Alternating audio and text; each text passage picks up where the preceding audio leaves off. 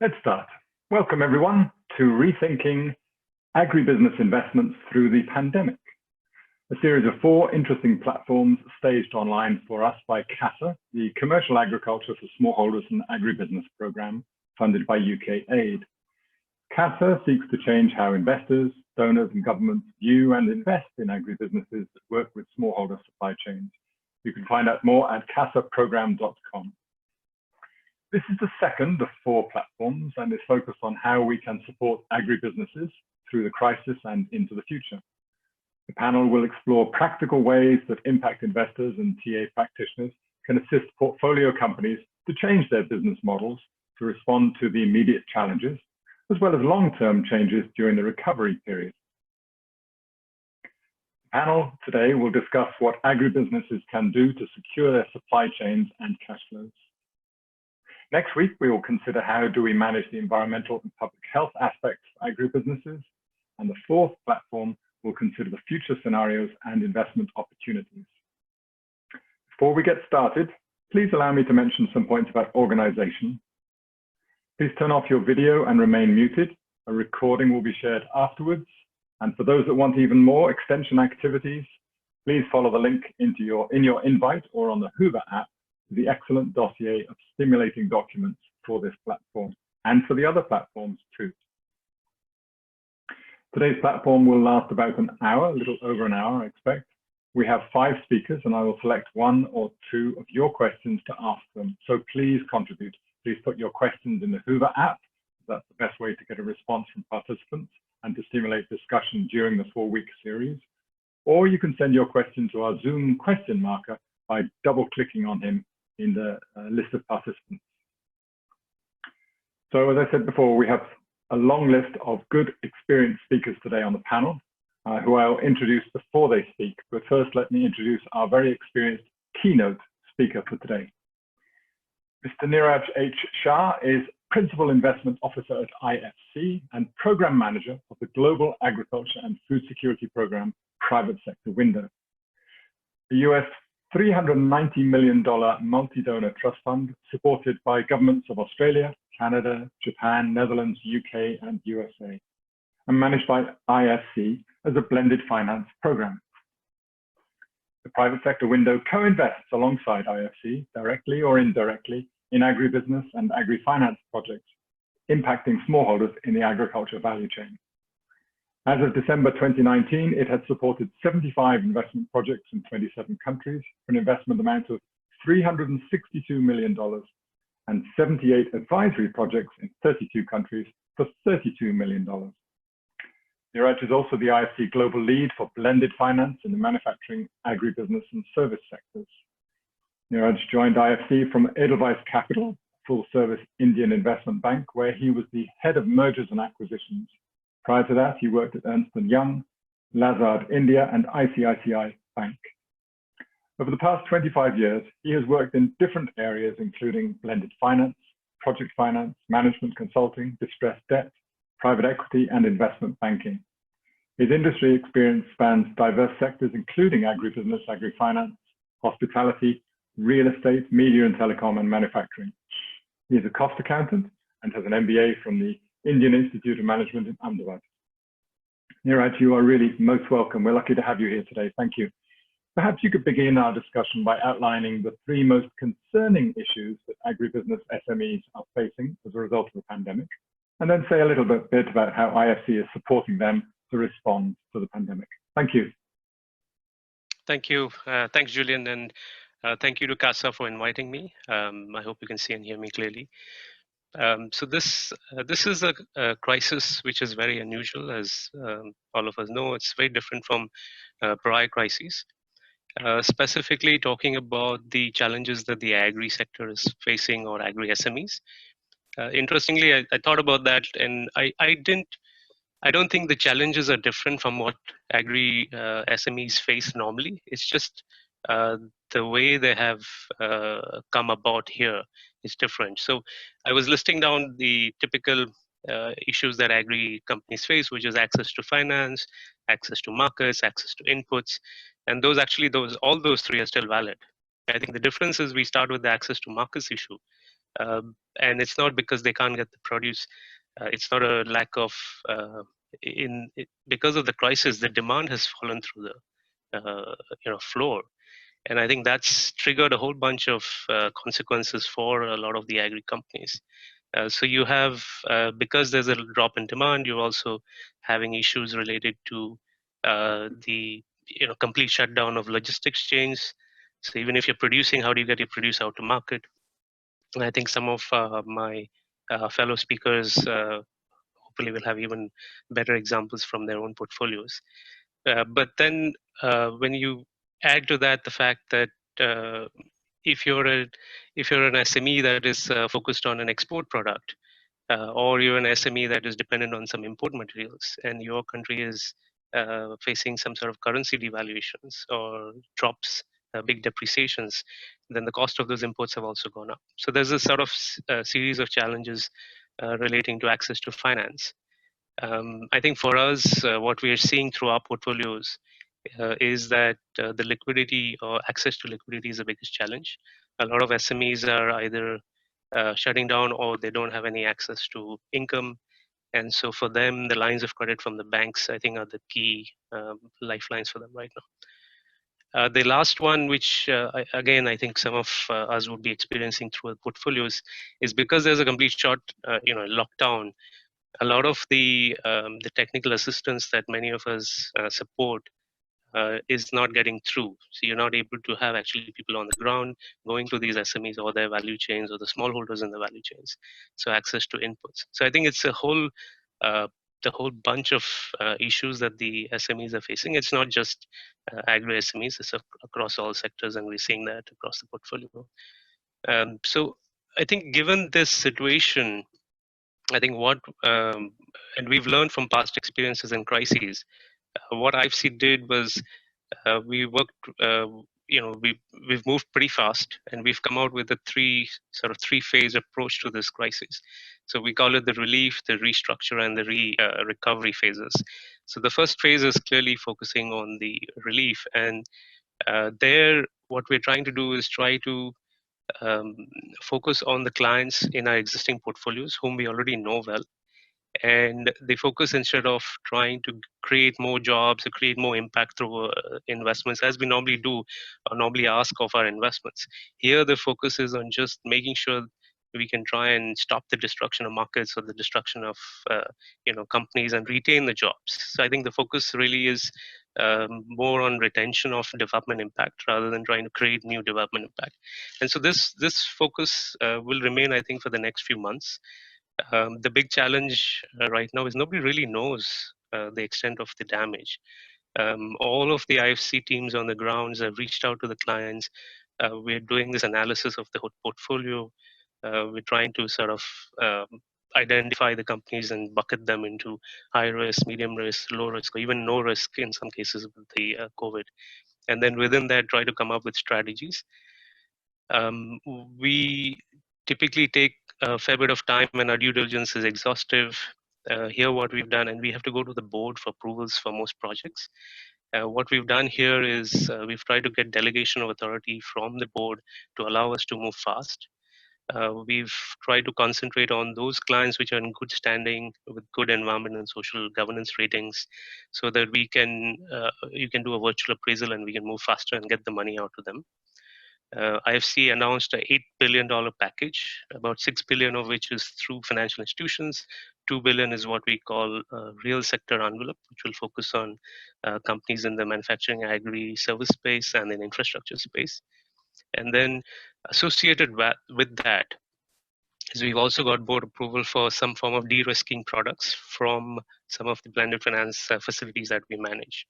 And so the combination of the two, we hope, will allow us to move fast. As my CEO put it, allow us to move in weeks and not months, and try to get the money out of the door and into into these companies' accounts as soon as possible. So we've on the agri side, IFC normally doesn't finance SMEs directly. What we do is we indirectly finance them through the financial intermediaries, which is either banks, commercial banks, or microfinance institutions. And here we are expecting that over the next few months, we do expect, we're already hearing stories of defaults rising on the microfinance sector. And I think that will sort of back up and we'll start seeing some stress in the near term. And so what we've focused on is trying to make sure there's enough lines of credit, trade finance is not affected, and that's the push from the IFC side. In the next phase, maybe in the next few months, what we try to focus on is identify certain sectors. By that time, we hope we would have got a much better handle on what's the longer term effect on some of these industries. And even within agribusiness, as you know, different value chains are going to be impacted differently. And so it's difficult to come up with a single strategy that would identify or affect everybody. So we'll sort of in the medium term we'll focus on a few sectors, and again there MSMEs, SMEs, and MFIs is one sector. On the non-agri side, clearly healthcare is a sector that IFC is going to focus on. So one of my chief economists had an interesting statement. He said, in the medium term, being closer to home would be a major investment theme. And I think for the next year or so, I guess that's going to be the focus. A couple of points. One thing that we have to be careful is, although there's a lot of liquidity going out to the financial institutions, I think we have to make sure that that goes on to the actual SMEs and clients. And we don't know yet whether that's happening. We need to make sure that the bank's actually doing their job. So maybe I stop there, Julian, and hand it back to you and let me know if there's any. Thanks. Thank you very much. Thank you, Niraj. You mentioned that businesses are short of capital, liquidity issues. And I was just wondering, you also talked about how the bank, IFC is having to adjust internal systems for getting quick approval. Are there other adjustments that you're finding you're having to make? For example, liquidity, demand for liquidity can also be connected with issues around seasonality. So if a crop is particularly coming into season, or if planting is needed, and that makes the liquidity even more of an urgent crisis. Solving that liquidity in 2 months later is of no real value. How is IFC learning to be able to be a faster maneuverer, to be more maneuverable? And are you thinking that maybe in the future that is the sort of thing, attribute you'll have to acquire, to be closer to the markets, closer to the businesses, so that you can learn faster and maneuver as well? Sure, Julian, this is a good question, and I think what we're doing now is trying to cut down the approval processes without affecting the quality. I think one thing that we've learned from past lessons is, yes, there is great value in moving fast, but then there is we have to be careful that you're not sort of diluting standards. So within the parameters of virtual appraisals, working with existing clients, we think that, and these existing clients are also a number of commercial banks and micro institutions with whom you've built a relationship. So I think that's going to be the natural sort of center of gravity for most crisis responses. Trying to identify new clients and move very fast. I think there might be some challenges with that. For us, the focus will be to make sure that the systems, we have the funding is there. The idea is to make sure that our clients also getting the funding to the ground. One thing which I will mention is that where we use blended finance, typically we have a very elaborate governance framework. We follow the 5 principles of blended finance, and a lot of the focus on that is trying to figure out what's the market failure and why do you need concessional funding to support an IFC investment and de-risk it. And here in the COVID crisis, what we're saying is that the crisis itself represents the market failure. And we're trying to adapt the principles to try and focus on the commercial sustainability of the clients. But again, as I said, focus on maintaining the development impact rather than trying to seek new impact. Thanks. Yes, thank you. We've had a question from participants. What would be your one simple message that you would give to agribusiness investment community?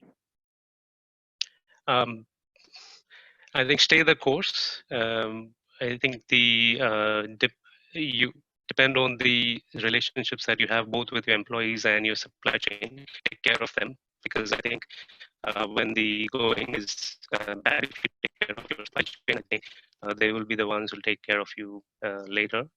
And I think the idea is to push local banks and financial institutions and make sure that they're doing their job and getting the funding out to the SMEs. Thanks.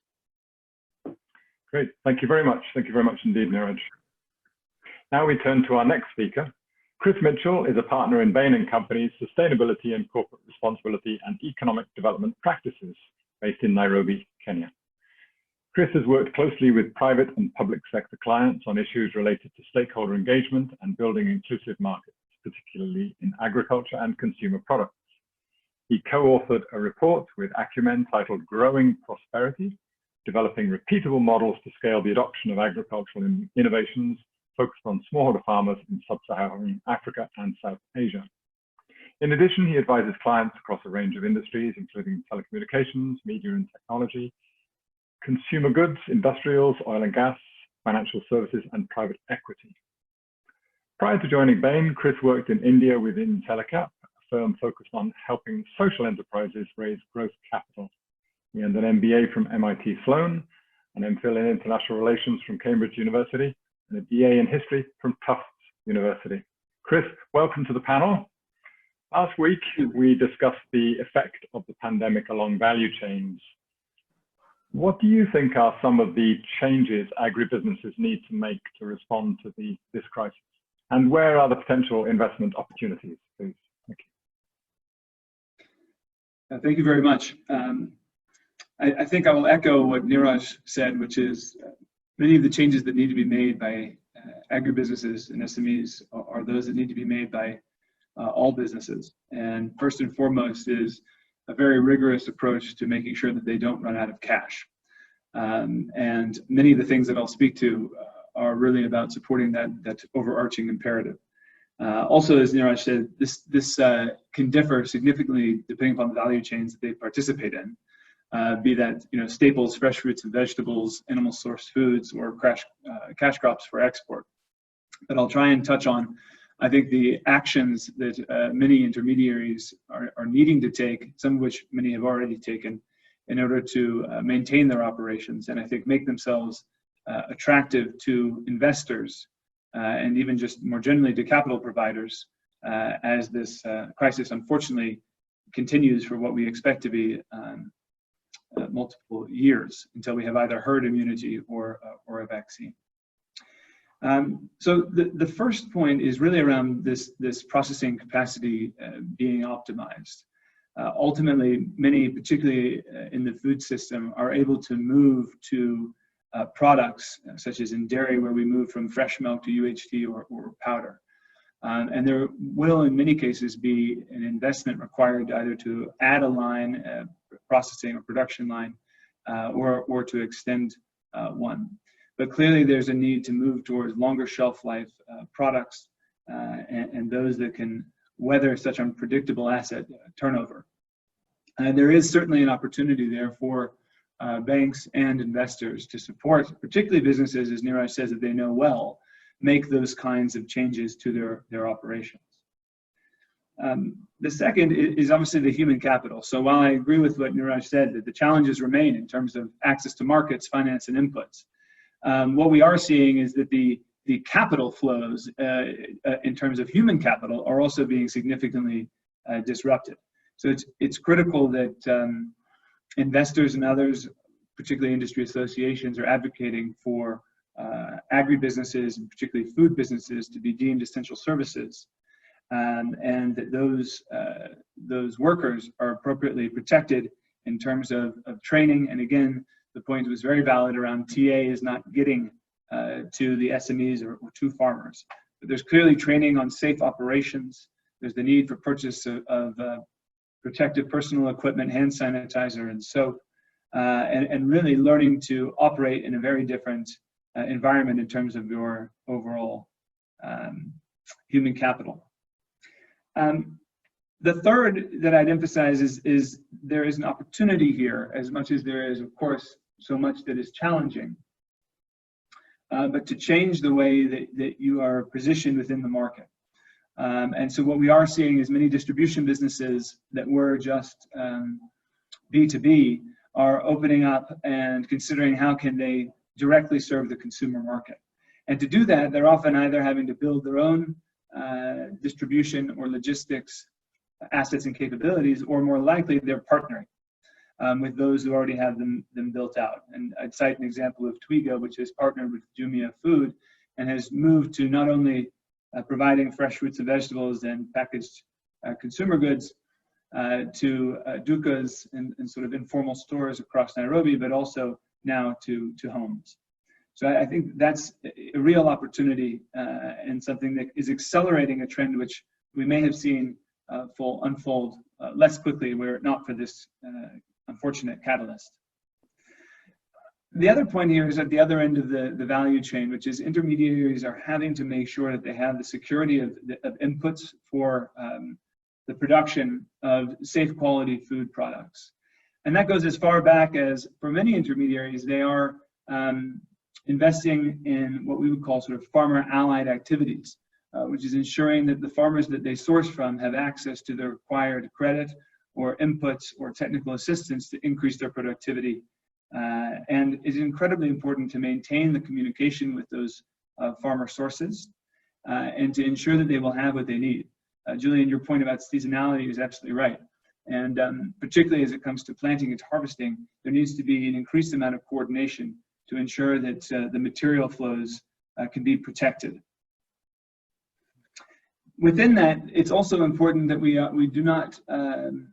not lax in terms of the food safety and quality testing, and that this is maintained as we move towards having probably more bulk distribution of foods and products. In terms of the capital that these intermediaries are looking for, I mean, they'll take anything at this point. But I think what we're seeing is that grants and even recoverable grants have the advantage of speed. Although there are great intentions to have banks increase their amount of lending to agriculture and food processing businesses, they were already an underweight part of many banks' portfolio. And so there is, in this environment of risk aversion, we are not seeing banks open up fast enough. And indeed, it is all about weeks and not months, as these businesses do not have runways that are terribly long. So I think the question will be, how can we eventually stop filling the capital gap with grants and recoverable grants and get back to a more sort of necessary capital structure in terms of debt and equity. But it's really incumbent upon the investors and the banks, as Neeraj was saying, to modify their approach and to understand that this is, in and of itself, a need for innovation, and for them to, without betraying their KYC and other sort of risk mitigating actions, they really need to play a role in terms of the overall speed. The last point I'll make is I think this is also an opportunity for increased collaboration and information sharing. Ultimately, what many businesses in both agriculture and food production are trying to do is optimize systems. And that should have been, and I think was largely true even before the crisis, but it's become far more acute now. And so really understanding where are the sources of supply, is there any excess capacity, and offering to share this information and build platforms to ensure that materials are able to move through these value chains as efficiently and effectively as possible is a real opportunity. And I think we're going to see much more of that over the coming months. Let me stop there, Julian. Great, thank you very much. Thank you, and I appreciate very much that you've pointed out a number of opportunities. I want to sort of dwell on one of them perhaps, and that is you talked about, and you gave an example of Twiga and Jumia Foods. I'd like to ask a little bit more about that type of example, where businesses are partnering with market intermediaries to reach their customers either more directly or in new ways.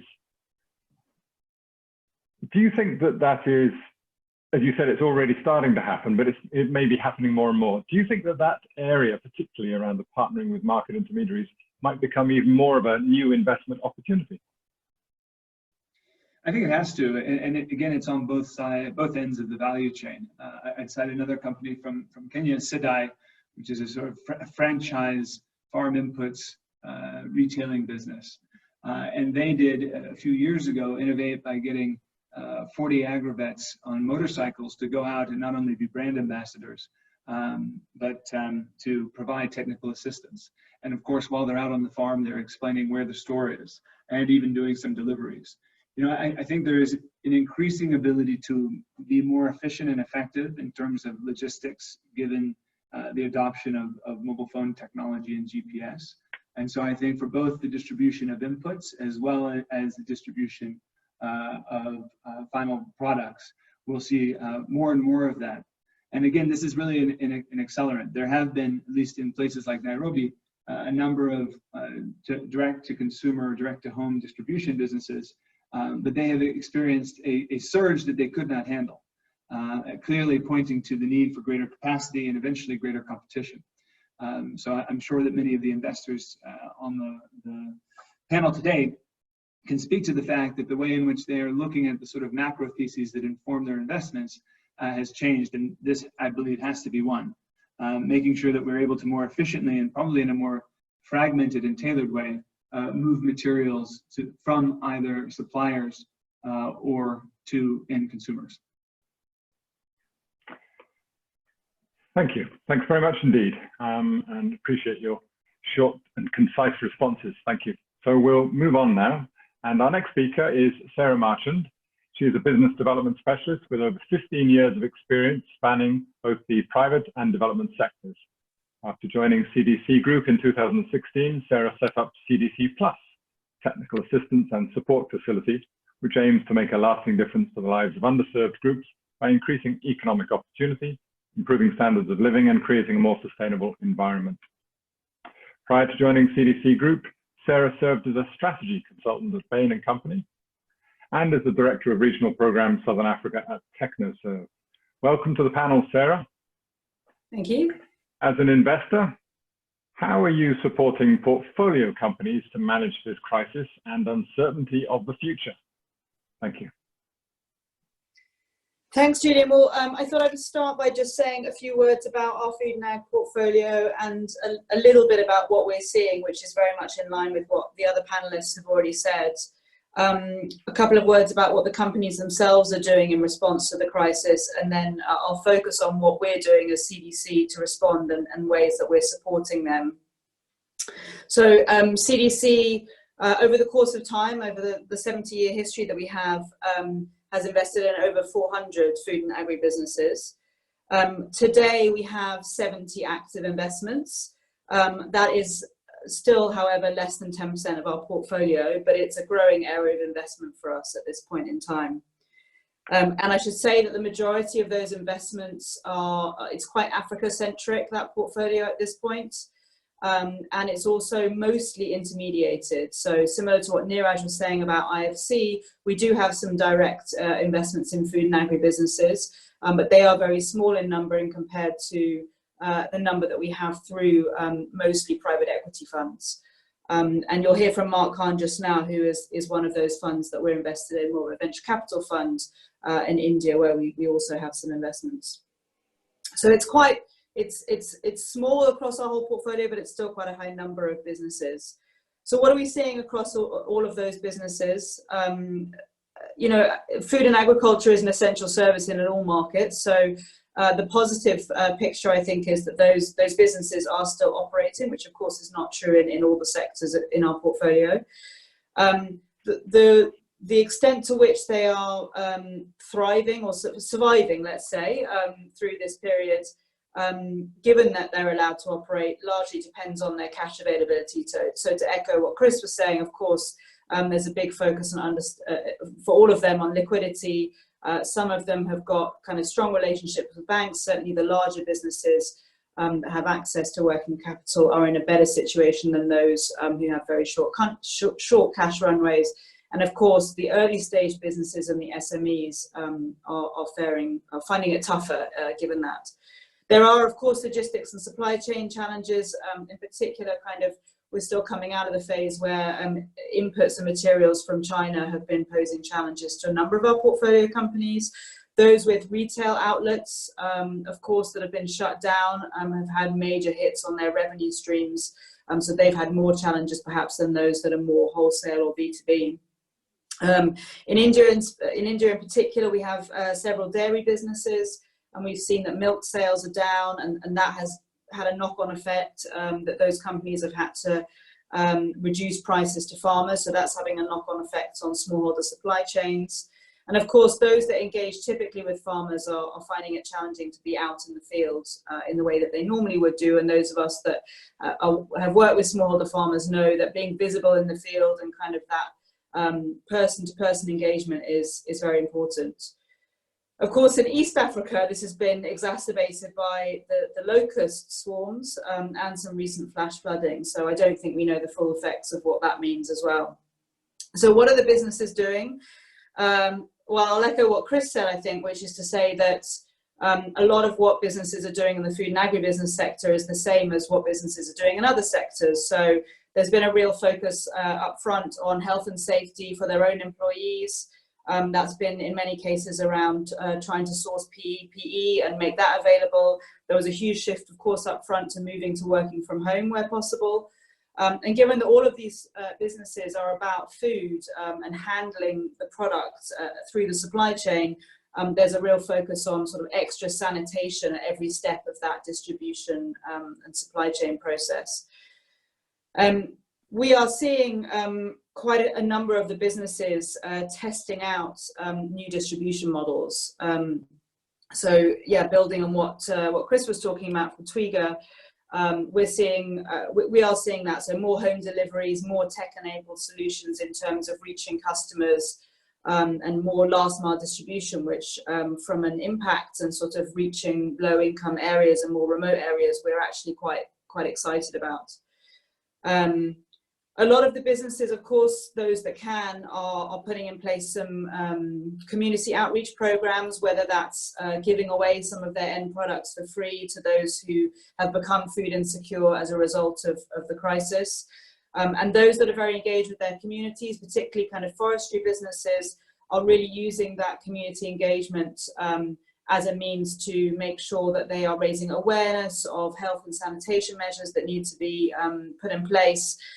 Spreading the message about kind of, the appropriate sort of social distancing, etc. And I think a lot of the businesses are also engaging with clinics in those more rural areas. So what are we doing as CDC? We've, much like IFC, we've got 3 pillars for the 3 different horizons, I guess. So I'll talk a bit about those, and I'll also talk about the TA that we put in place specifically. I mean, from an operational perspective, our decision making has sped up as very similar to what Neeraj was talking about at IFC. We have express ICs now, so we've tried to make that decision making process more streamlined. Certainly on the TA side, I can say within a couple of weeks we've set up a streamlined governance process to make faster decisions with fewer people.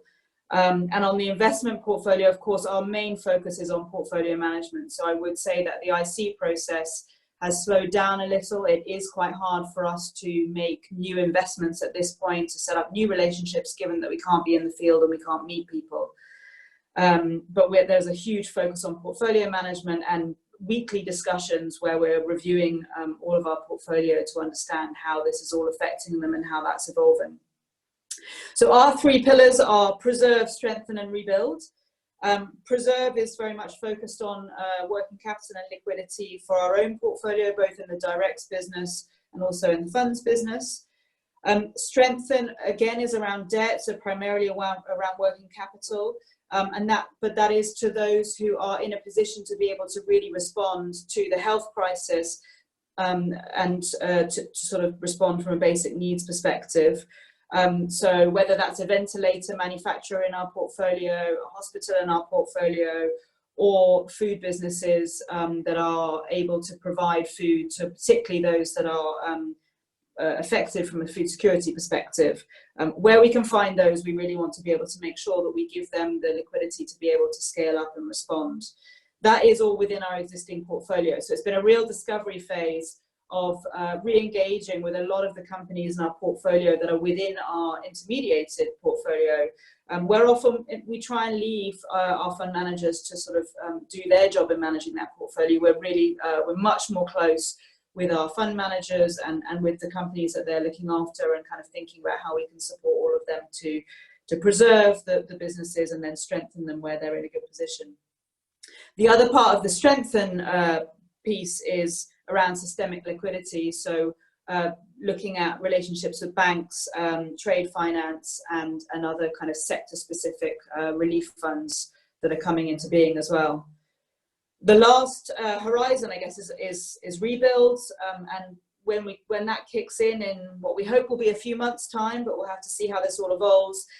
We'll reignite all of our products, whereas preserve and strengthen are much more focused on debt and short-term liquidity. We're continuing to see deals coming through our IC process, albeit a little bit more slowly given the challenges with due diligence. And I think what we'll see in that rebuild phase is a real focus on climate, a real focus on resilience, whether it's resource efficiency, but a renewed focus on adaptation as well, and a general focus on kind of ability for businesses to withstand shocks such as this one that has just become, you know, a much more real experience for all of us. I'm probably already running out of time, but just to say very briefly in terms of CDC Plus on the TA side, we've got 2 facilities that we've launched specifically. Emergency TA, which maps very closely to the preserve pillar. So how can we provide advisory services to particularly our high risk, high impact businesses to help them survive and navigate this time. And then a business response facility, which is more akin to a grant for a business that is adapting and responding to the health crisis, to lockdown, particularly with a focus on addressing basic needs. So there we're seeing businesses manufacturing PPE and scaling that up. We're seeing a lot of these last innovations and pilots around last mile distribution, particularly of medical supplies and food and agriculture. And I think we'll see a wave of digitization of education and other essential services and customer outreach coming through as well. Thank you. I'll stop. Thank you, Sarah. Thank you very much indeed. I'll come back at the end, if I can, after we've heard from Mark Khan, to ask a little bit about skills, and particularly the skills of agribusiness, agri-finance, and agri-innovations. Not traditionally a hot topic for people in business schools to learn about, but maybe with the recent interest in sustainable food systems and the very current issue in food security and food policy, maybe these topics will become more important. So my question to you later on, if we have time, will be to ask about how is CDC Plus finding those skills and putting them into the market now to support agribusiness. Come to that later. Thank you. Thanks for giving me time Mark, to think. you're most welcome. Mark, thank you very much indeed. Mark Khan is our next speaker. He is managing partner of Omnivore, and he has done us a great service by getting up before 5 a.m. where he lives to join us today. So thank you particularly for that effort, Mark. Omnivore is a venture capital firm based in India, which funds entrepreneurs building the future of agriculture and food systems. Omnivore pioneered agri-tech investing in India, backing over 20 startups since 2011. Every day, Omnivore portfolio companies drive agricultural prosperity and transform food systems across India, making farmers more profitable, resilient, and sustainable. Mark has a long career, particularly with Godrej Agrovet, and he is a member of the Confederation of Indian Industries National Council on Agriculture, a member of the Governing Council of the Maharashtra State Innovation Society. Mark, thank you very much for joining us today. We've been hearing just now, a moment ago, about digitization, and I know that's a topic that you have a lot of interest in. Could you tell us a little bit, please, about how about the increasing role of technology in agribusiness, and how do you think agribusinesses can draw on technology to address the current challenges? Thank you. Sure. Appreciate the introduction. Wonderful, wonderful being here. It's been a very interesting period in India since COVID started. Tremendously difficult, but I think from a technology perspective, the theme that I would emphasize is that COVID is accelerating a number of technology trends that had already started over the last few years in India. Across the agricultural value chain. Now, let me give a little bit of context. Omnivore, as you said in your introduction, we're a venture capital firm, and we're a venture capital firm focused on the intersection of agriculture and technology, what we call agri-tech. So all of our investments are in India. all of our investments are in technology or technology-enabled startups that are working on transforming agriculture and food. The way that COVID has played out in India over the course of the last, 2.5 months, we had a national lockdown. India's had one of the largest national lockdowns and most extreme national lockdowns in the world. And that has disrupted the agricultural value chain at every level. It's disrupted upstream, midstream, downstream, and of course disrupted consumers. And that has been absolutely devastating to primary producers, to restaurants, to HoReCa, but also to the entire system of agricultural trade, whether it's the agricultural trade of inputs or the agricultural trade of outputs. What has been interesting from a technology perspective is that while the first 2 or 3 weeks of the lockdown were just characterized by chaos, right? The absolute inability of trucks to move, the inability of farmers to sell produce to market, the shutting of what we call mandis, which are essentially government regulated markets along the trade of commodities. In the weeks since, there has actually been a shift towards many of the sort of businesses that we have been backing, and to this overall trend of modernization and digitization that the agri-tech startup ecosystem has been working on. Let me give you a very good example of that. We support a startup called Dehat in India. Dehat is a farmer platform. There are about 400,000 farmers on the platform across the eastern states of UP, Bihar, Jharkhand, and Orissa. Dehat is a holistic platform. So they supply inputs, they support farmers with market linkages, they support farmers with finance, and likewise, there's an advisory stack across the entire platform. We had originally expected that Dehat was going to struggle a great deal because of the disruptions of COVID. And in fact, what we've seen is that farmers, because the status quo has been so compromised, are actually leaning into platforms like Dehat to ensure their access to inputs and market linkage. I've joked with my peers that all of a sudden, every early stage agribusiness in India is suddenly in the market linkage game. Many of them weren't before, but because you find the 130 million farmers in India suddenly lacking their traditional outlets, right? Whether it's because the logistics simply isn't working, the consumer isn't interested in what they have to buy, or because of the implosion of HoReCa, which is something that I can't emphasize enough.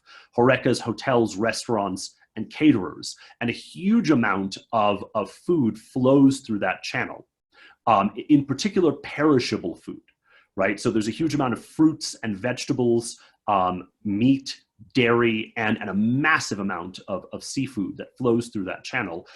Think about what you eat outside of the home as opposed to inside of the home, and you get a sense of how devastating that can be. And because of the implosion of that channel, all of a sudden, market linkage is something that every farmer that previously, had a status quo is suddenly discovering that they need. So there has been this, while the last 2 months have been awful and devastating, there has been this acceleration of a trend towards digital connects for inputs, for the trade, and for outputs. We've seen this in another portfolio company of ours called Clover. Clover is a greenhouse network across India that is working with farmers that already have greenhouses to help them brand and market their crops under B2B brands and B2C brands. So what did week 1 of COVID look like, the lockdown in particular? Basically, business crashed 80%. What did week 2 look like? Business was back to about 50%. Now, all of these weeks later, businesses is sort of back to normal, but in fact, more and more farmers are trying to get on the platform because they have capsicum to sell, because they have cucumbers to sell, because they have tomatoes to sell. And it's interesting that the actual output of that has shifted as well. So clover originally was very focused on Horeca. That was the easiest way to scale the business. There were all of these aggregators in India that needed that specialty fresh produce. You know, in particular, CureFit, which runs a huge business of gyms, multiple restaurant chains. All of that vanished almost overnight, hence the 80% hit initially. But what's been interesting is that, you know, two things have surged for Clover in the last few weeks. One is food delivery businesses in India have been some of the only businesses able to operate normally and in fact scale. So we have multiple. We have Zomato and we have Swiggy, and these are all unicorns, mostly with lots of Chinese capital, frankly. All of those businesses have seen a shift from their usual business of delivering food from restaurants. That's still happening to some extent, but they've all taken on the delivery of groceries. And so Clover has found itself now supplying into a variety of home delivery businesses, much more than before the crisis. And likewise, there has been massive demand from GT. GT is what we call general trade in India. You know, the trolley wala, the lari wala, the corner store, the kirana, the Indian equivalent of the Brooklyn bodega, as I like to say. And Clover has seen a massive amount of demand from those businesses to access fresh produce because the mandis have been shut, because the traditional traders have been shut. Traditional traders during the first month of the crisis basically said, look, I don't want to go to the market yard. I'm going to get sick. I don't see a reason to do it. And hence there has been a shift from the traditional supply chain to this more digitally enabled startup supply chain that has been building a few years in the making, but is suddenly having its moment. It's not necessarily what I expected. We always knew digitization was going to accelerate. It seems like this is an incredible catalyst. And okay. You know, there are a variety. I think the other thing that's now happening is the government, state governments and the central government in India are looking at radical reform of agricultural marketing.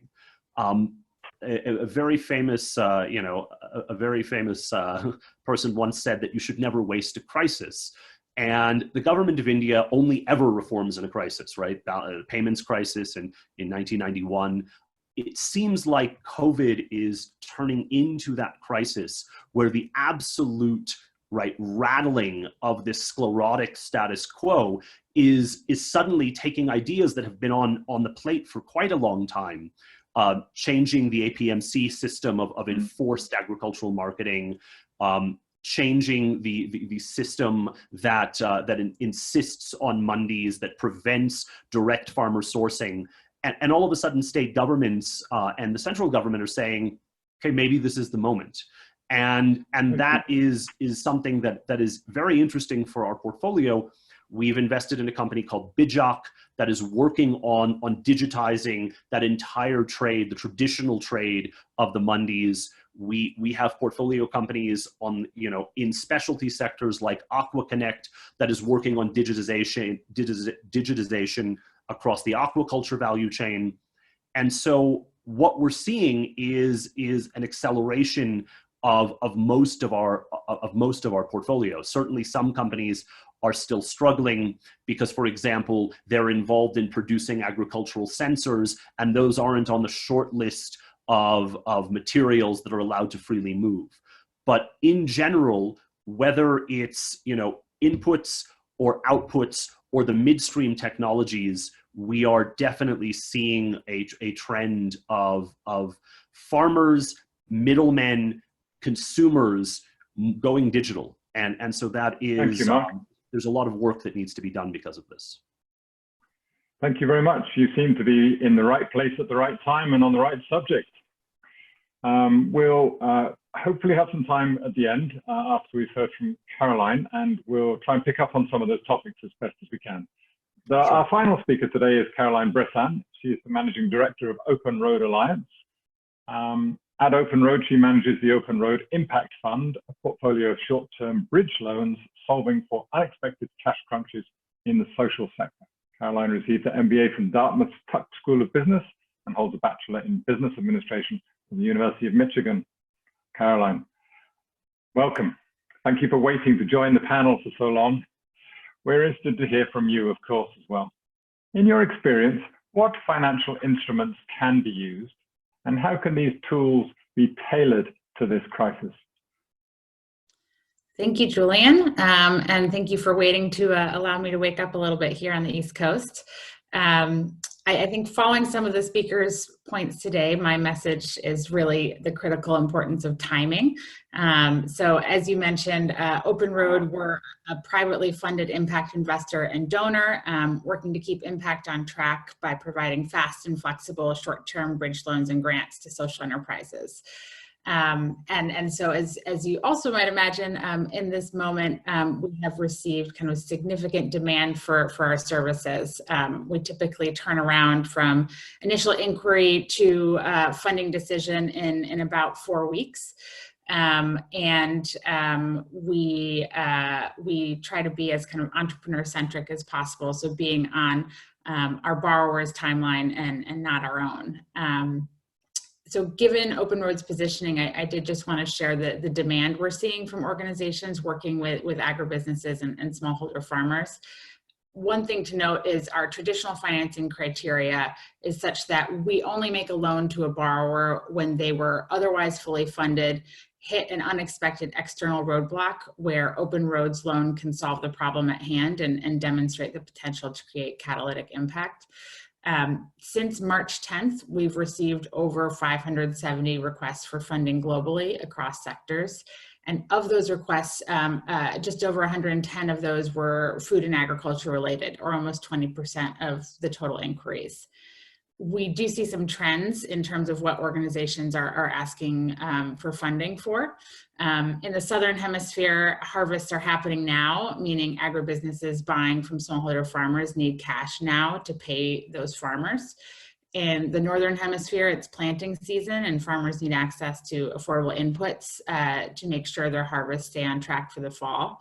And for agribusinesses, more than many other sectors, the timing in which these funds are received can really make or break the business year.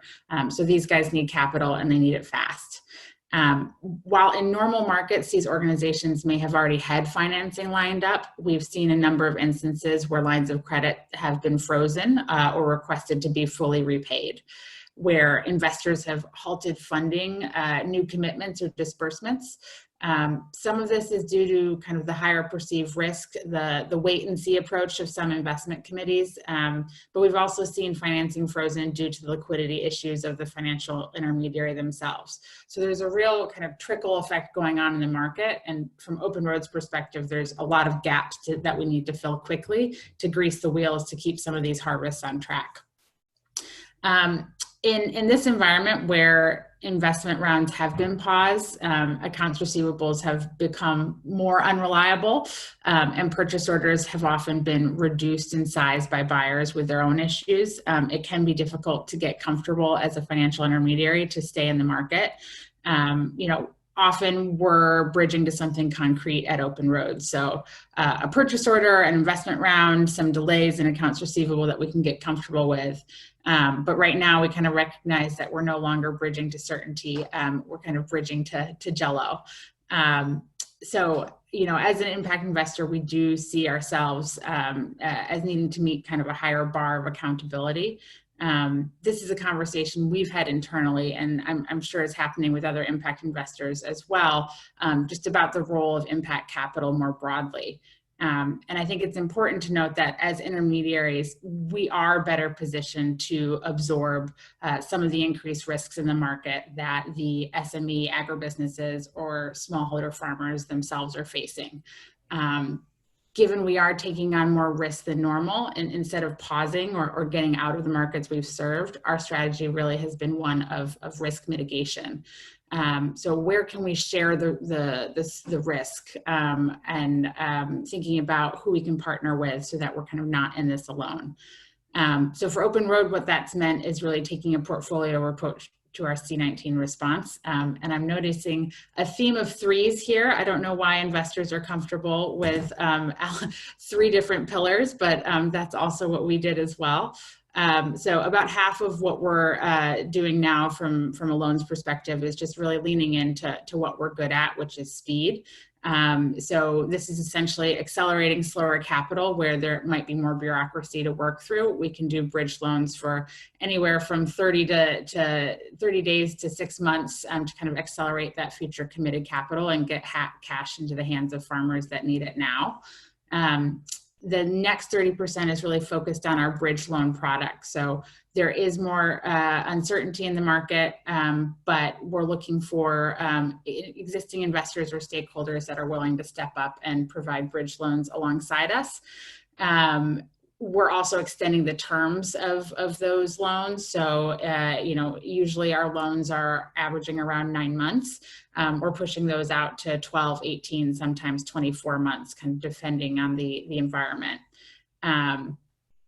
And then lastly, I'll say the final 20% is just what we're calling deep impact. And we know that this is going to be higher risk, but in the agricultural sector, as others have mentioned, this is kind of broadly focused on issues of food security. So an example of this would be providing a loan to a Zambian seed company that needs working capital to buy goods from farmers that then sell those goods to FAO for food security issues.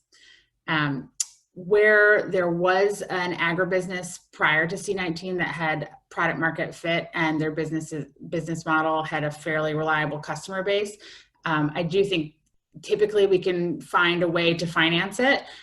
Each situation is different, but the process is really about understanding typical cash flows, discounting those significantly for C-19, extending terms of repayment, and making sure we can kind of keep that piece of the supply chain moving. But for agribusinesses that are just getting started or still figuring out their model, debt probably isn't the appropriate instrument. This is where grants and technical support can really be most helpful in keeping promising organizations alive while they continue to refine their model. But the unfortunate truth is that we're going to see a number of early stage agribusinesses fail in this environment. Instead of looking to kind of accelerate impact, which is what we're doing in normal times, right now we're just thinking about holding the line of impact, so to speak, and trying to keep the organizations that do serve significant customer and impact bases alive.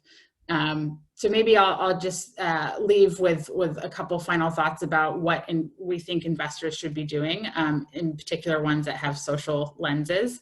If you're a debt fund, you can think about restructuring certain borrower repayment schedules, deferring payments. If you do tranche disbursements, accelerating those tranches. At Open Road, we've done kind of interest-only payments for the next few months for our portfolio.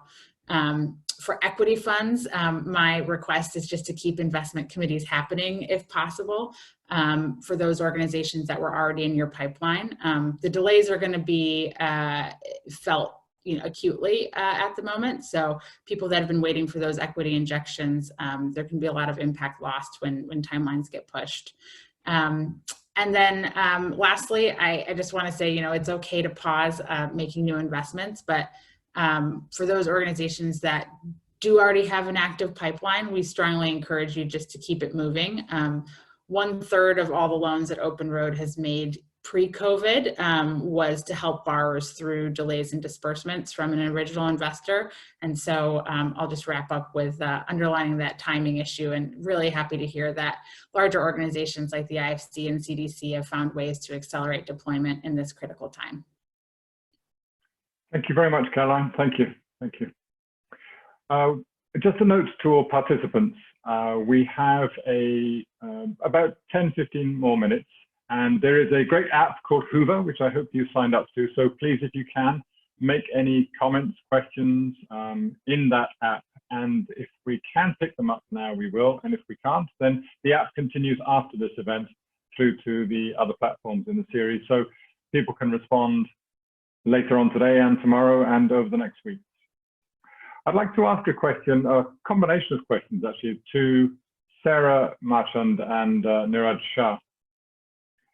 So it's a sort of, I'll phrase the question as sort of a statement, and then if you could perhaps respond, and Niraj first and then Sarah. What are the risks of supporting agribusinesses too much at this time, or too quickly, or without sufficient good investor practice? But what also are the risks of being too worried about those risks and being tangled up in your own internal concerns and then being too slow or being too worried about these things? And are there some actions that perhaps the investor community could do together? Because you are a wide range of types of organizations, each capable in different ways, and that by maybe pooling together and working together, you can each adapt, but adapt in ways that is mutually supportive of each other. So Niraj, what would you like to say to that briefly, and then I'll go to Sarah. Thank you. Sure, thanks. That's a trick question, isn't it? It's because it's like, it is not an easy answer, right? Because if you move too fast, as I mentioned when I did my openings notes as well, that you run the risk that you're putting good money after bad. So there is some degree of analysis that needs to go, and which again brings me back to that: who are the clients that you know the most and the best, and those are the ones that you can move the fastest with. I think the danger of moving too fast and putting out too much money out there is you really don't know the extent of the problems, and you also don't want to be in a situation where you've exhausted all your options too quickly and you have no firepower left. So I think moving fast is good, but identifying the businesses that are most commercially sustainable and those that you think there might be delays in payments, there might be deferrals, rescheduling requests, but if the fundamentals of the business are strong, then those are the companies that you should be supporting. I'm not sure I really understood your second question, but maybe we can ask Sarah to respond and then come back to that. Thanks. Okay, I'll pass that on to Sarah. Thank you. Sarah, the second part of that question was about how can investors as a community work together to spread some of those approaches.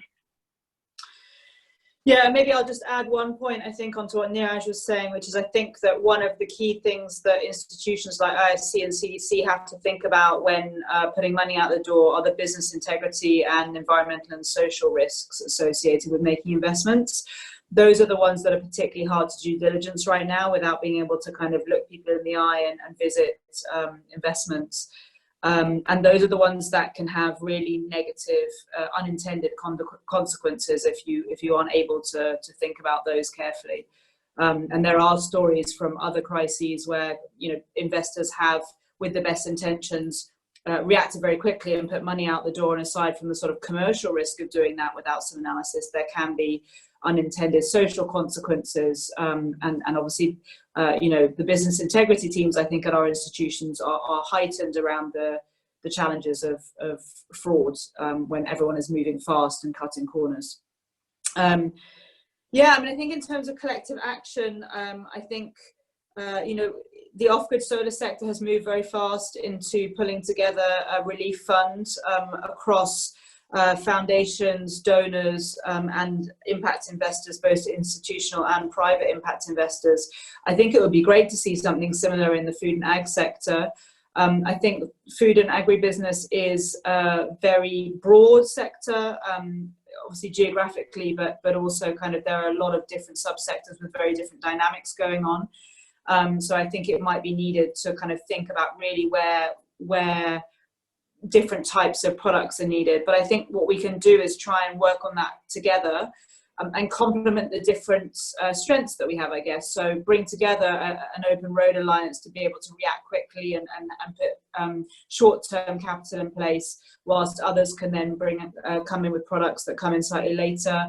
If the donors can bring in some element of guarantees, That's also important. We shouldn't forget systemic approaches here, the trade finance and the banks, kind of what can we all do to enable them to continue putting money out the door. They are on the ground, they are able to diligence clients in a way that some of us aren't. So I think that's a conceptual answer, not a practical answer, but I think we should take the lead from the off-grid solar sector, who have really come together, albeit in a smaller sector. Thank you. Thanks very much. I'll come back to that point now, if I can, about skills. Clearly, this issue that sustainable food systems has become more of an important issue, and now food security and food supply is becoming an issue as well. And the world is focusing on that more. How easy is it to find skills in agribusiness, agri-finance, agro-innovations? Clearly, in some countries it's easier than in others, but how important is that as a foundation for your organization to support others? And when you find them, do you find that providing those skills makes a big difference? Yeah, I mean, the skills are obviously absolutely critical, and they're also pretty hard to find, in particular, I think, in food and agriculture versus other sectors. And I would say, particularly on the African continent, the skills shortages the human capital challenges are paramount. CDC Plus is about expertise, but also about capacity building. So it's a big part of what we do and what we think about. And that takes all sorts of different forms. We think about two different types of projects within our portfolio, i.e. at the business level, and then beyond our portfolio, which are more at a market failure type level, sector or geographic level, or more systemic. And the kinds of skills that we're going to need range significantly. I mean, I would say that one of the biggest challenges that we see recurring across all of our portfolios, that we have lots of conversations with GPs around, are finance skills in the agribusiness, in the food and agribusiness sector. So a good CFO that can do not just the accounting side, but also think strategically about finance and access to finance is very hard to find. And those that are out there are extremely expensive and don't want to live in very rural parts of Africa in particular. So that's a particular shortage that we see. But we need people with gender expertise who understand how to work with women, to integrate them into our supply chains. Increasingly, we're going to need people who understand resource efficiency and climate resilience. In order to respond to the climate crisis, we're going to need digital skills. People like Omnivore, who are backing companies that understand technology and can use that, are going to be critical. There's certainly more of that, I would say, in India than there is in Africa. So something we'd all love to see is to figure out is how to bring that across.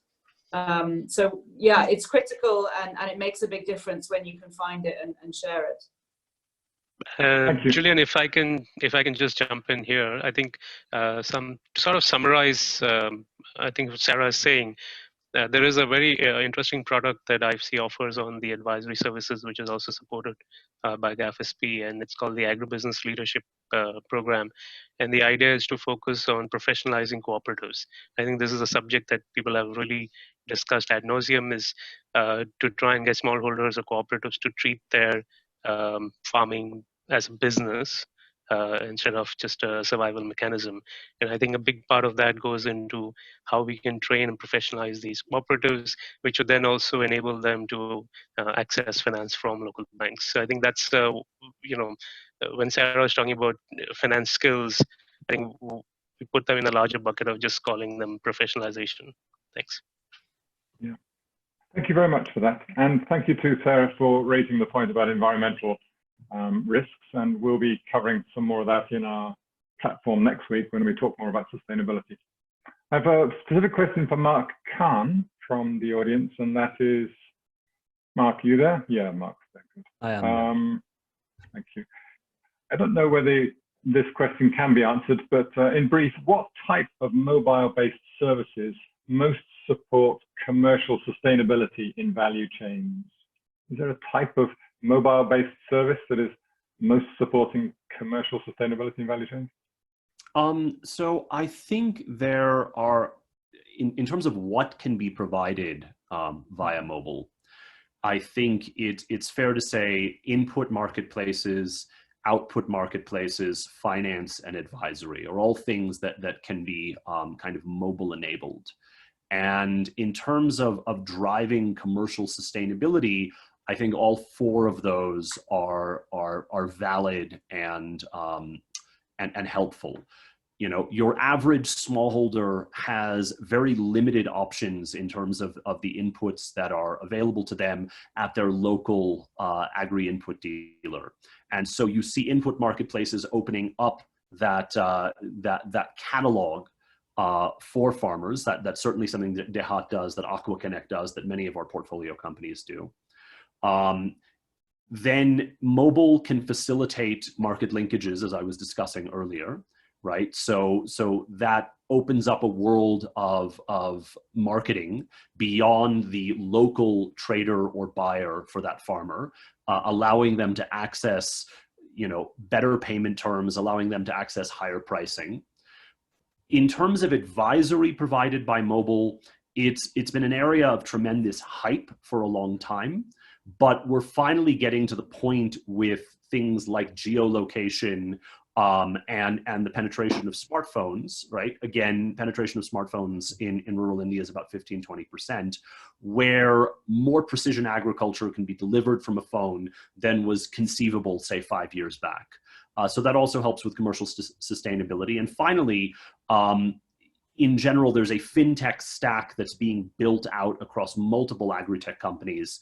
And so mobile can accelerate the access of that smallholder farmer to formal credit or insurance. So I think on all of those fronts, commercial sustainability is certainly being helped by mobile-enabled platforms. Thank you very much, Mark. Thank you. Well, that brings us to the end of the platform today. And on behalf of the participants, a big virtual round of applause to all the speakers for sharing their experience and expertise. It's been a really good conversation. It's heartening to hear about how much you are doing already. And I know you're building on what you were doing before, but you really have responded. It's very encouraging. And on behalf of the organizers, well done to the participants for all your excellent contributions. Please keep them coming into the Hoover app. Take advantage of the networking. It's there for you. And so use it as an opportunity space. Because speakers and participants are getting increasingly busy responding to COVID-19, we will no longer be having wrap-up session next Tuesday. And instead, we will meet again at the same time next week to consider the environmental and public health aspects of the pandemic for agribusinesses. So I look forward to meeting you again soon. Take care in the meantime. Thank you.